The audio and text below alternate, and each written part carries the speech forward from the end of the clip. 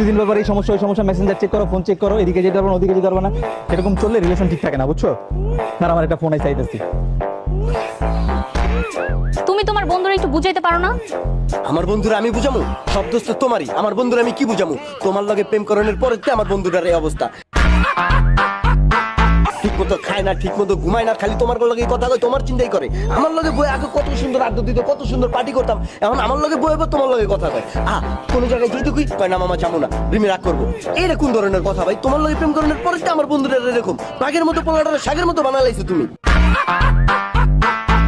ও আচ্ছা, আমার বান্দিও তোমার নাম্বার চাইছিল। এই শোনো, এখন থেকে আমি ডিসিশন নিছি, তোমার সাথে কোনো রিলেশন রাখবো না, তোমার সাথে ব্রেকআপ।